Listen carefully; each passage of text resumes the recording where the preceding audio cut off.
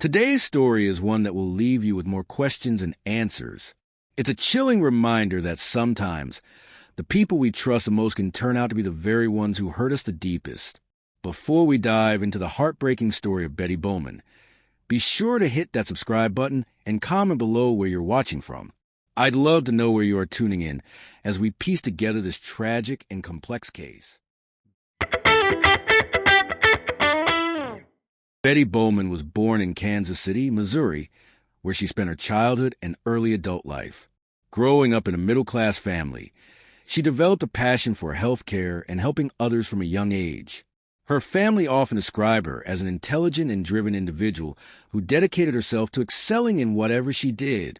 She went on to attend one of the top pharmacy schools and quickly made a name for herself, eventually securing a position at the renowned Mayo Clinic. Her colleagues at Mayo Clinic often spoke of her not only as a highly skilled pharmacist, but as a compassionate individual who formed close bonds with her peers and patients. Betty was the type of person who genuinely cared for those around her, constantly looking out for her colleagues and providing assistance wherever she could. She was the kind of person who took pleasure in the simple things in life, pausing to admire the beauty of a rainbow even when she was running late for an appointment.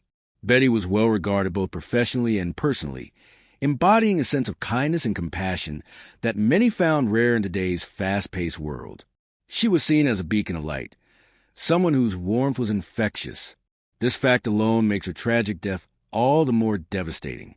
Betty's relationship with her husband, Connor Bowman, is where things start to take a darker turn. On the surface, Connor, a former medical resident at Mayo Clinic, seemed like a perfect match for Betty. They were married for several years, and their life together appeared to be one built on mutual respect, love, and understanding. However, as the investigation into Betty's sudden and unexplained death progressed, things that were previously hidden began to surface.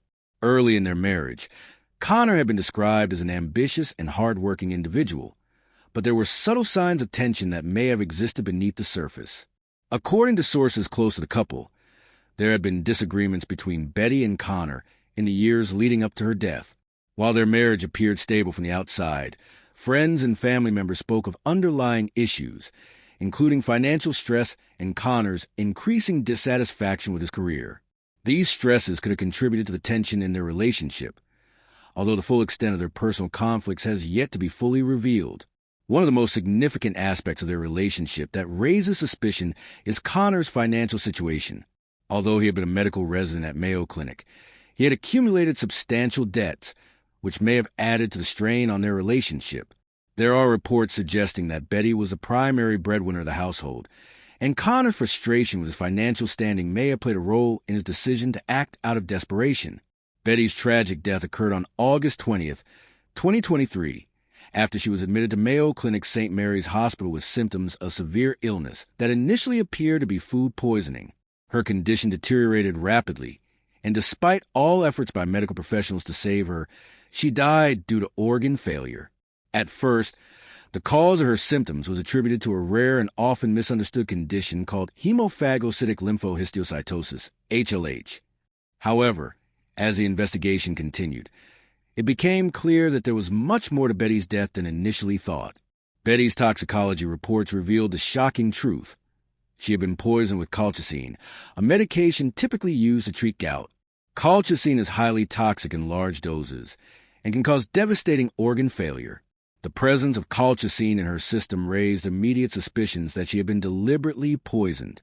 Investigators quickly focused on Connor, as he had been researching the drug and its lethal properties in the weeks leading up to Betty's death. Key pieces of evidence that pointed to foul play included digital footprints. Investigators discovered that Connor had searched for information on lethal doses of colchicine and had even accessed Betty's medical records after her death. This was highly suspicious and suggested that he may have had prior knowledge of her condition. Life insurance. Perhaps the most chilling discovery in the investigation was the fact that Connor stood to gain $1 million from Betty's life insurance policy upon her death. This amount, combined with his mounting financial problems, created a strong motive for murder. The financial incentive was too great to ignore, and it seemed that Connor may have viewed Betty's life as expendable for his own financial gain. Inconsistent statements. Connor's behavior after Betty's death was also highly suspicious. He gave varying accounts of what had happened, with some stories contradicting the official medical findings. Initially, he claimed that Betty had died from a morphine overdose, and later, he suggested that she had contracted listeria poisoning. These conflicting statements only added to the mounting evidence that Connor's involvement in Betty's death could not be overlooked. The $1 million life insurance policy that Connor stood to inherit was one of the most crucial elements of the case. Connor's growing financial troubles, combined with his access to medical knowledge, created a perfect storm of desperation and opportunity. It is believed by many that this financial motive, coupled with the tension in their marriage, may have pushed Connor to take the drastic and deadly step of poisoning Betty. The presence of this life insurance policy added a layer of complexity to the case, and the authorities are carefully scrutinizing all financial transactions and communications between Connor and the insurance company. It's likely that the investigation will delve deeper into whether there was any evidence of fraud or manipulation in relation to the policy. As of now, Connor Bowman has been charged with second-degree murder in connection to Betty's death. While the case has garnered significant media attention, it is far from over. Investigators continue to collect evidence and analyze the circumstances surrounding Betty's death, hoping to uncover more details that may shed light on Connor's possible role in the tragedy. The legal process is still unfolding, and while Connor has yet to be proven guilty, the mounting evidence against him cannot be easily dismissed. The trial is expected to be a high-profile event, and legal experts are closely following the developments.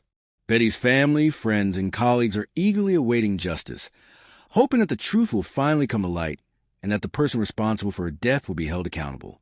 When looking at the facts, the case seems to suggest that Betty Bowman's death may have been a premeditated murder. The financial motive, digital evidence, and inconsistent statements all point to a carefully calculated crime. It's hard to imagine that Connor Bowman, given his medical background, would not have known the potential dangers of colchicine. His search for lethal doses and the strange behavior following Betty's death strongly suggest that he may have been aware of what he was doing. Furthermore, the financial incentive from Betty's life insurance policy cannot be ignored. When combined with the tension in their relationship and the fact that Connor stood to gain a significant sum of money from Betty's death, it raises the uncomfortable question of whether he saw her life as little more than a means to an end. At the end of the day, Betty's life was tragically cut short, and while her family and friends continued to grieve, the case stands as a reminder of the potential for betrayal, even from those closest to us. The investigation is still ongoing, but it's clear that the truth behind Betty's death is more complicated than it first appeared. Betty Bowman's death was not just a loss to her family, but to everyone who knew her. Her kindness, intelligence, and compassion made the world a better place. As the investigation into her death continues, there is hope that justice will be served and that her family will find some semblance of closure. Betty Bowman's story is a painful reminder that appearances can be deceiving. Behind the smiling photos and the successful careers, there can sometimes be a darkness we fail to see until it's too late. As we await the outcome of the trial, one thing remains certain: Betty's light, her kindness, and her memory deserve to be honored. And we must continue to ask hard questions, to seek justice, to demand accountability, and to never forget her name. Don't forget to subscribe for more true crime breakdowns, and drop a comment below letting me know your thoughts on this case and where you're watching from. Stay safe out there.